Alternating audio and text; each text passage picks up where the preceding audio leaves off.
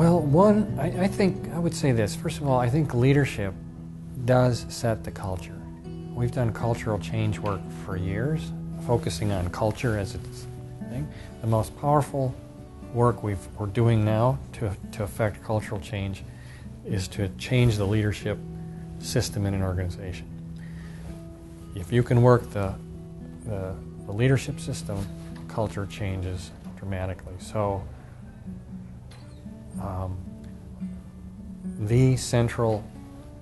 it's the nucleus of the organization. And so if things aren't well in the nucleus, the cell dies, or becomes malignant. And so working the leadership system is the heart of the cultural change process. That said, I think when you look at what we've done over the years with leaders, they will say, we didn't realize how reactive we were and how that was getting in the way of our business reaching, double-digit growth goals that we were setting but couldn't get to, while our competitors were. So they clearly recognized that they were functioning in a mindset, in a way of reacting that was they weren't aware of, and facing that has really opened things up. Second thing I would say that cultures struggle with is they don't tell the truth. We don't tell the truth to each other. So we hear consistently the difference that made the difference is that now, as a leadership team, we can cut right through complexity on the tough issues because we can talk honestly with each other.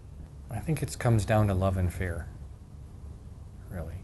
So there's a top half, which we call creative, and a bottom half, which we call reactive. So the top half's about expressing yourself as a leader. All the ways we've measured effectiveness and key competencies and capabilities in leadership. And the bottom half is about how you get in your own way. Out of, when the pressure's on, how do you defend yourself and react or recoil or take over or whatever form it wants to take. And so the power in it is the relationship between here's what I'm aspiring to, or here's the kind of leader I want to be, and here's how I might be showing up otherwise. And when you put those two together, it opens up awareness around the very central relationship where a leader might be holding back. David White once said the first step toward the fire is noticing how cold you are. And so how do you ignite the fire? That's what I spoke about today. How do you really ignite the fire? Stalk your longing and get on with it. But as soon as you really step out onto the path of your own purpose, all the stuff that in you that's not fully configured to live that fully deployed is going to show up. And then you have to work that. You have to enter it. You have to engage it. And so the whole leadership circle framework is built around how do we help people get focused on what they really care about and want to create, and deeply work the places that they're stuck. And when you do that, energy flows. So it's like electricity. You have two currents, positive, negative. Put them together, you get light. You get movement, you get work done.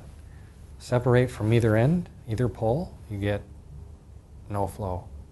Disconnect from the purpose, no flow. Disconnect from your fears, not really engage them, you stay stuck. It's only when you bring them together, purpose and fear, energy flows. For me, it comes in the form of somebody who writes 5 years later and says how impactful this work has been on them. And maybe it was a workshop I did, but maybe it wasn't. Maybe it was a workshop that happened on another side of the world with someone I don't even know really very well.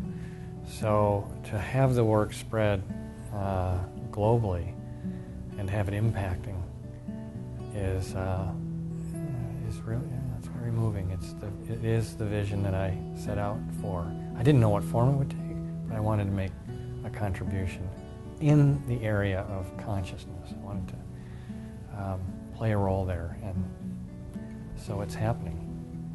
And it's very humbling, it's very gratifying, and there's a big part of me which goes, who'd have thought?